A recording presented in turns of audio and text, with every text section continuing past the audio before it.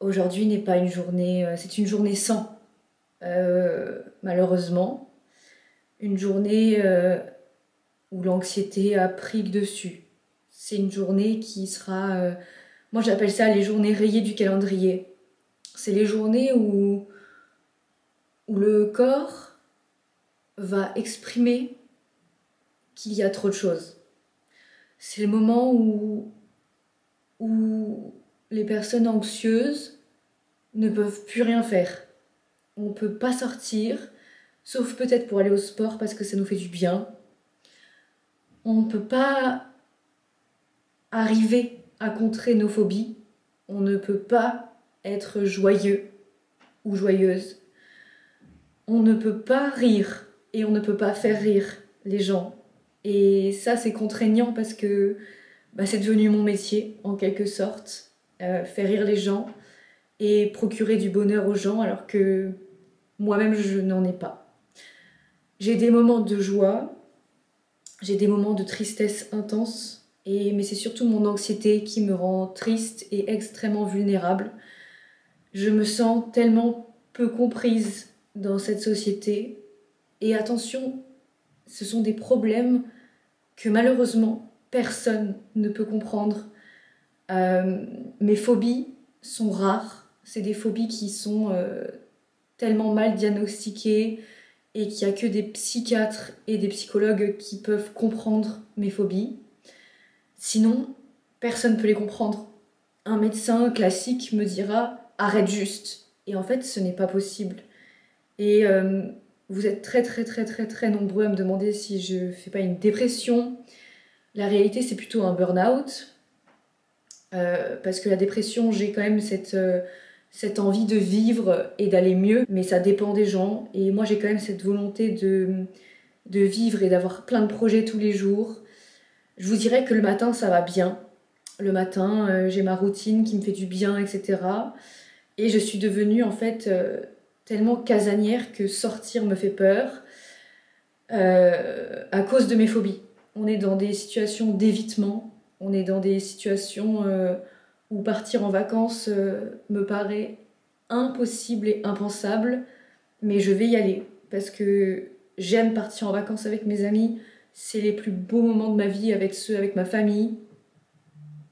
Mais cette année, j'étais pas comme ça avant. Ça s'est développé au fur et à mesure du temps. Parce qu'énormément de personnes vont vous dire sans arrêt c'est parce que t'es trop exposé sur les réseaux.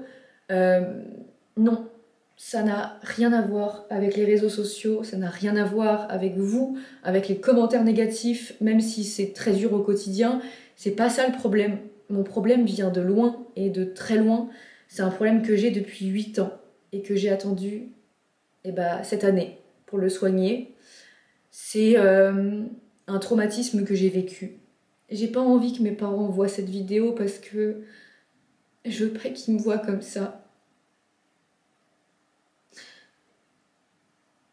Je sais même pas si je peux les bloquer de YouTube parce qu'ils vont être inquiets. Mais j'ai décidé de soigner ça cette année parce que mon anxiété était devenue omniprésente, difficile, invivable. Et elle vient d'un traumatisme et je dois soigner ce traumatisme. Et ce traumatisme me pourrit la vie.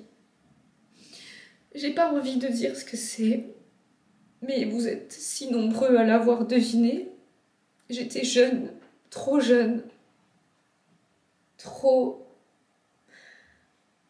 tout. Et cette année, à cause de ce traumatisme, j'ai développé des phobies au cours du temps, au cours des certains événements de ma vie. Et quand on me dit sur les réseaux sociaux que je vais finir vieille fille, parfois je commence à y croire. Je commence à y croire parce que j'ai une peur des relations, une peur d'avoir tous mes problèmes gynécologiques qui reviennent quand j'ai des relations amoureuses, tout simplement parce que je n'arrive jamais à dire non aux hommes. Jamais. Je n'ai jamais réussi à dire non quand je ne voulais pas. à exprimer mes besoins, à exprimer mes envies. Et c'est un problème qui est présent depuis mon traumatisme. Je sais pas si je vais sortir cette vidéo. Oui, et avoir ce coussin me rassure beaucoup. Je sais pas pourquoi. Il me fait du bien. Je sais pas. J'ai l'impression de serrer quelqu'un dans mes bras. Je sais pas. Et c'est vrai que je suis quelqu'un de si seul. Mais même si ma famille et mes amis sont là, je suis seule.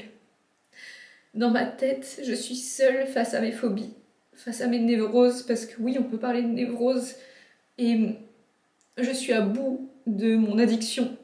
J'ai une addiction qui s'est développée à la suite de mes problèmes gynécologiques, notamment le pire étant l'infection urinaire. Je pense que tout le monde a compris que c'était ma phobie. Beaucoup de femmes ont compris et ma douleur, etc. Pourtant, je n'ai jamais autant souffert de ce problème-là cette année. Alors qu'avant, je pouvais en avoir, mais c'était pas grave. Je continuais ma vie et c'était chiant sur le moment. Évidemment que c'était chiant. Excusez-moi, je me morve dessus. Mais je pouvais aller de l'avant malgré ces infections urinaires. Et en fait, comme ces infections urinaires étaient en lien direct avec des relations amoureuses, des relations sexuelles notamment, évidemment, je ne veux juste plus voir d'hommes, je ne veux plus avoir de relations avec des hommes, alors que je suis une profonde amoureuse de l'amour. Et personne ne peut comprendre ça. Personne. Toutes mes amies vont bien, mes parents vont bien, mes frères n'ont pas ces problèmes. Personne a ce problème.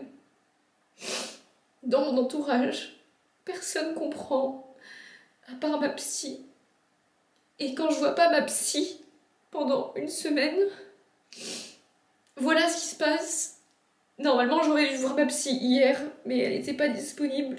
Et du coup, je dois la voir demain. Et voilà ce qui se passe quand je vois pas ma psy. Tout revient comme si le travail qu'on faisait ne fonctionnait pas. Comme si... Mais je sais qu'il fonctionne, je sais que c'est dur, et je sais que je suis en train de soigner le pourquoi de toute ma vie. Mais soigner ça, se soigner et en avoir conscience, c'est la chose la plus difficile que j'ai eu à faire de toute ma vie. Et j'en ai assez de devoir subir au quotidien cette pression. Et vous allez très vite comprendre de quoi je parle. Je suis devenue tellement névrosée, parce que c'est le terme, que il y a des jours où je peux boire 10 litres d'eau. 10 litres d'eau. Et c'est ça qui me fait du mal, physiquement. Et je n'arrive pas à m'en sortir. Je n'arrive pas à arrêter. J'ai des semaines où j'y arrive et j'ai des semaines où je n'y arrive pas. Et aujourd'hui, c'est pas... Je n'y arrive pas. Et qu'est-ce qui se passe quand on boit trop d'eau? Eh ben on va tout le temps faire pipi. Et pourquoi on fait ça? Pour se nettoyer de l'intérieur. C'est juste une réaction à toutes les infections urinaires que j'ai eues, à toutes les souffrances que j'ai eues. C'est un trouble qui s'appelle la potomanie et qui est très très très très difficile comme toutes les addictions du monde, j'ai peur de devoir aller à l'hôpital psychiatrique pour qu'il puisse me restreindre. Parce que même devant mes amis et ma famille, je me cache pour boire des litres d'eau. Je me cache parce que ils sont au courant et qu'ils essayent tant bien que mal de m'empêcher de faire ça. Mais ça ne fonctionne pas. Ça ne fonctionne pas. Je n'ai jamais été accro autant à quelque chose dans ma vie. J'ai fumé. À une période de ma vie, j'ai fumé des cigarettes. J'ai réussi à arrêter du jour au lendemain. Pourquoi ça, non? Je ne sais pas. Alors que c'est très nocif pour la santé. J'ai l'impression d'être incomprise face à ce trouble. Ce trouble n'est pas là pour que je perde du poids. Mon corps, je l'ai accepté. Mon physique, je l'aime. Mais pourquoi je n'accepte pas juste ma situation et que je suis sensible aux cystites, pourquoi je n'accepte pas que je ne suis pas normale, pourquoi je n'accepte pas ce... Il y a quelqu'un que j'aime bien, il y a un homme que j'aime bien, mais je lui dis pas et je lui parle pas, il le sait pas et il s'en doute absolument pas étant donné qu'on s'est parlé 3 fois. 3 fois ou 4 fois, attention, hein. Mais je veux pas faire plus parce que voilà, parce que je pourrais pas avoir de relation avec lui. Et parfois, tout ce que je voudrais, c'est un câlin de quelqu'un qui comprend. Et je sais que on a tous des névroses, on a tous des problèmes. Mais c'est la première fois que j'en parle comme ça et que je me sens obligée, mais vraiment obligée, d'en faire une vidéo. Parce que c'est trop. Tout est trop. Et je redoute de sortir de chez moi. Le seul endroit où je me sens bien, c'est ici. C'est pour ça que j'ai fait de cet appartement mon petit rêve, mon petit refuge, et que j'ai mis toutes les choses qui me faisaient du bien ici. Il y a beaucoup de citations. Dans les toilettes aussi, il y a des citations où je dois me parler gentiment. Il faut que je sois gentille avec moi. Et c'est pas de la dépression, c'est seulement des phobies qui ne partent pas. Et comme j'ai décidé de vouloir les soigner, c'est le pire moment de ma vie. Et je me demande si un jour je pourrais avoir un petit copain qui comprendra ça et qui m'aimera telle que je suis.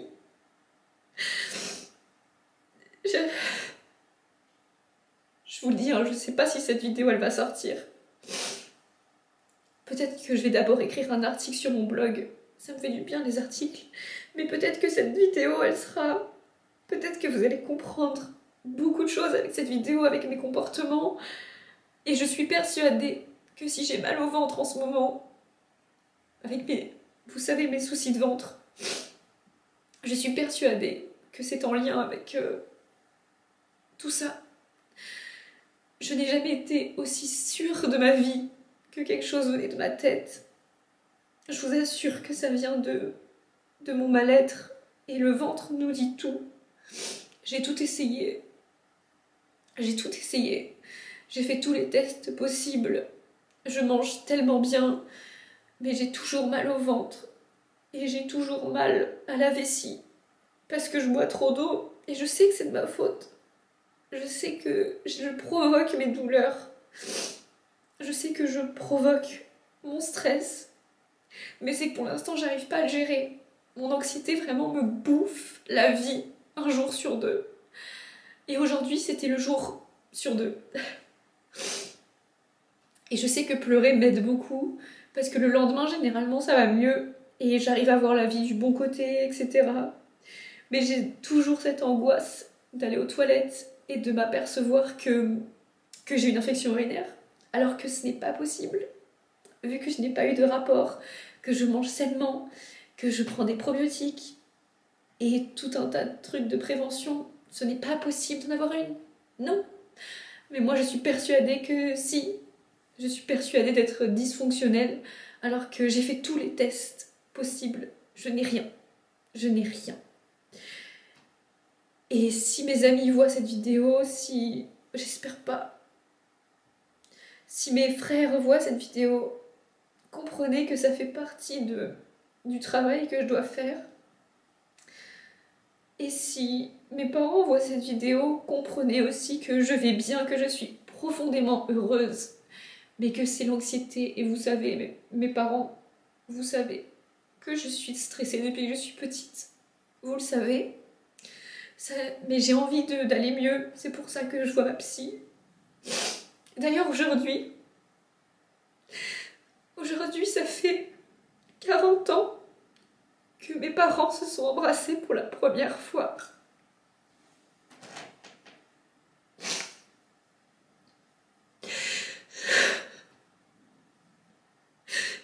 40 ans que mon papa il a embrassé ma maman et qu'ils sont toujours ensemble.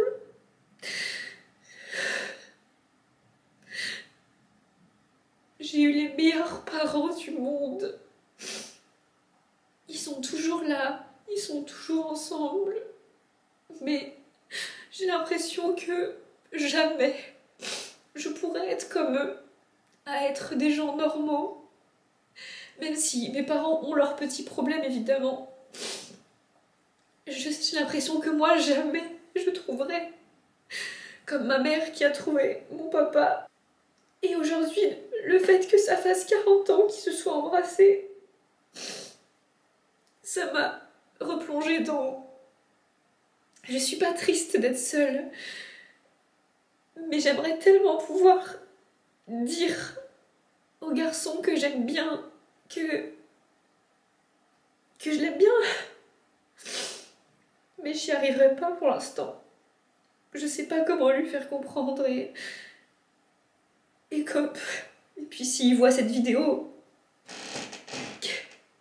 quel enfer, un peu, je sais pas. Peut-être qu'il comprendra, mais je me suis toujours cachée derrière mon autodérision et derrière l'écriture de mes histoires qui sont toutes vraies. N'ayez jamais peur que je raconte des choses fausses dans mes vidéos. Tout ce que vous avez vu, ce sont des choses qui me sont arrivées et qui m'arrivent toujours au quotidien. Alors aujourd'hui, j'arrête de boire trop d'eau. On est quel jour? Ah oui, on est le 8 août. J'arrête de boire 10 litres d'eau par jour. J'arrête. Je suis épuisée. J'arrête. Je veux plus jamais. Je veux même un jour me dire « Oh mince alors, je n'ai pas bu assez d'eau aujourd'hui. » Je veux arrêter de penser. Je veux arrêter d'être névrosée. Et je vais me battre comme les gens qui arrêtent de fumer. Je vais me battre pour arrêter de boire de l'eau. Et on va y arriver. Et on va y arriver ensemble. Et je vous tiendrai au courant. Et je sais pas si je vais poster cette vidéo. Mais peut-être que j'en ai besoin. Ma psy, elle disait que je pleurais jamais. Voilà. Je t'en donne des pleurs. Je vous en donne, pardon. Parce que c'est vrai qu'on se vous voit. Et j'ai très hâte de vous voir demain. Parce que là, vous allez voir une Caroline pas en forme. C'est le premier jour où je fais ce que je veux. C'est le premier jour où j'accepte de dire non aux gens sans les blesser. C'est le premier jour où j'arrête de boire cette eau pour compenser cette anxiété. Voilà. Oh là là. Bon, je me suis calmée, hein, évidemment. C'était pas évident de se calmer aujourd'hui. Enfin, plus cet après-midi, vu que ce matin, je pensais passer une belle journée. C'est toujours comme ça, de toute façon. Mais ça va mieux. Et là, je cherche un moyen d'exporter ma vidéo sur mon ordinateur. Mais si jamais mes proches voient cette vidéo, je ne veux pas que vous soyez inquiets. C'est sincère, c'est vrai. Sinon, ma psy aurait déjà fait quelque chose. N'ayez pas peur de ça. Et pour celles et ceux qui me demandent, je fais ce qu'on appelle de l'EMDR. L'EMDR est une technique pour dissocier les traumatismes. Je suis très nulle pour expliquer en quoi ça consiste réellement. Et c'est connu. L'EMDR est connu pour faire du mal sur le moment, mais c'est pour aller mieux ensuite. Et je suis en plein dedans. Et demain, c'est ma plus grosse séance de EMDR, parce que demain, on fait la séance sur l'infection urinaire. J'ai super peur. Parce que je sais que je vais revoir des moments très douloureux, que ce soit physique ou émotionnellement très douloureux. Voilà pourquoi je sais pas. Peut-être que c'est le destin qui m'a menée à faire cette vidéo aujourd'hui. J'ai même pas réfléchi, j'étais en train de pleurer, seule. Ma psy était pas là. Personne n'était là. Malheureusement, personne n'était là et j'ai pas envie d'appeler mes amis et mes parents pour me plaindre encore et encore. De toute façon, ils vont le voir, c'est certain. Ne le prenez pas trop mal si je ne vous ai pas appelé, mais je préfère pas appeler quand je pleure. Parce que ça fait partie de mon travail en ce moment. Je dois lâcher prise et je dois pleurer. Je dois accepter ce qui m'est arrivé. Je dois accepter ma condition. Alors n'ayez pas peur si je pleure et que je ne vous ai pas appelé. Je n'ai aucune sombre pensée. Je n'ai aucune envie d'aller encore plus mal. Si je fais tout ça, c'est pour aller bien, me sentir bien et m'affirmer. Parce que je pense que mes amis et ma famille le savent très bien. Je ne m'affirme pas. Disons que j'ai arrêté de m'affirmer le jour de mon traumatisme. Et aussi avec le harcèlement scolaire. J'ai arrêté de parler. Et je vous ai pas parlé. Et j'ai pas parlé à mes parents de ce qui se passait. Et là, oui, j'ai eu des pensées sombres. Et là, oui, il y a eu des choses qui ont été faites, malheureusement. Donc oui, il y a un petit terrain. Il y a un petit passé. Comme beaucoup d'enfants qui ont été harcelés à l'école, je suis avec vous. De tout mon cœur. Je suis toujours très sensible à ça. Très sensible à ce que les enfants soient méchants les uns envers les autres. Sans aucune raison. Juste pour frimer à la cour de récré. Mais ça laisse des séquelles à vie. La Caroline des réseaux, elle est assez certaine parce qu'elle tourne tout à l'humour. La Caroline de la réalité, elle est comme ça. Mais elle a des moments de joie. Elle a des moments où elle fait rire ses amis, sa famille. Elle a des moments où elle rigole à en chialer. Mais elle a des journées où juste elle chiale. Mais je suis un peu seule dans ma tête. Même s'il y a Michael. C'est la clé de ma réussite. Si on peut appeler ça une réussite, je ne sais pas. Vous pensez qu'on a réussi des trucs? Je sais pas. Je sais pas. Et vous devez vous dire certainement, la pauvre, elle a plein d'argent. Parce que ça, c'est vrai. Elle a plein d'argent. Elle gagne plein d'argent avec ses partenariats. Et elle se plaint. Mais l'argent, c'est de la merde. L'argent ne résout pas la tête, les pensées. L'argent ne vous donne pas le bonheur. Alors oui, vous allez acheter une superbe veste Courrèges. Pourquoi faire? Pourquoi? Pour qui? Pour prouver au monde que vous avez des sous? Ok. Eh bien maintenant tout le monde le sait. Et maintenant? Et maintenant qu'est-ce qu'on fait? Vous allez décorer votre appartement d'une façon très Pinterest pour prouver au monde que vous avez l'argent d'acheter ce genre de meubles? Pourquoi? Alors moi personnellement c'est parce que je me sens bien avec mon appartement. Mais pourquoi tout montrer? Je suis pas là pour être belle. Je suis pas là pour montrer quelque chose de faux. C'est pour ça que quand on critique mon physique sur les réseaux, ça ne m'atteint pas. Parce que je suis pas là pour ça. Je ne suis pas là pour être la plus belle du monde, pour être la plus fine du monde. Je suis là pour... je sais pas pourquoi. Je suis là peut-être parce que ça m'a aidée de voir que j'étais pas la seule. J'ai été là parce que j'avais besoin de parler. Parce qu'on m'avait pas écouté. Parce que les médecins m'écoutaient pas. C'est un peu comme Chandler Bing. Il fait des blagues quand il est pas à l'aise. Bienvenue chez moi. J'ai un nouveau grain de beauté. Et vous voyez, ça me stresse. Parce que j'ai peur que ça soit un cancer. Faut que je m'écoute. Je pense qu'il faut vraiment que j'écoute ce que je suis en train de raconter. Pour prendre conscience que là, on doit se calmer. Hein. Ouais. Bon, on va y arriver ensemble. Je vous tiens au courant. Soyez pas inquiets. C'est juste l'aboutissement de ce que je devais faire depuis longtemps. Et je m'en fous un peu d'être moche aujourd'hui. Je me suis pas maquillée. Et c'est pas grave. Parce que comme j'ai chialé, j'allais pas me maquiller. Enfin bon, bref, vous avez compris.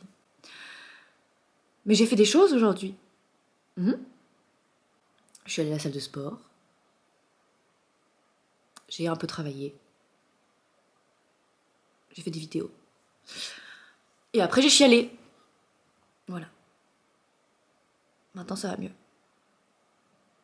Et pourquoi ça va mieux? Parce que j'ai chialé. Et avant, j'acceptais pas de chialer. Parce que je trouve que chialer, ça fait mal. J'ai un peu le pressentiment quand même que mon crush, il s'est reconnu. Je sais pas. J'en parle sur Insta. J'ai un peu ce pressentiment qu'il s'est reconnu, mais qu'il veut pas. Il veut pas. Et c'est pas grave. Mais si jamais il s'est reconnu, enfin, est-ce qu'il peut me le dire? J'aimerais bien qu'il le dise. Enfin, s'il s'est reconnu et qu'il a vu cette vidéo, oh. Mais je sais pas si... Il est un peu connu, quoi. Il doit en avoir plein des filles comme moi qui l'aiment bien. C'est pas un acteur, hein. On se parle. Mais... De toute façon, il va pas regarder. Sauf si c'est mon crush. Sauf si je suis... Non. Il va regarder cette vidéo si moi aussi je suis sa crush. Et là, il va se dire... Est-ce que j'ai envie vraiment? Et question est... Ouais. Je sais pas. Je pense que ce sera comme ça, les vidéos YouTube. Vous voyez, non? Comme ça. Quand c'est pas prévu... Je sais pas. Et si vous êtes anxieux, comme moi, bah on est ensemble. Et ce qui est cool le soir en ce moment, c'est qu'il y a les vlogs d'août. Et moi, ça me fait toujours du bien. Je vais faire un cœur comme ça. Je vous embrasse. Et merci d'avoir regardé cette vidéo si vous l'avez vue. Et merci de pas la critiquer. Ce serait cool.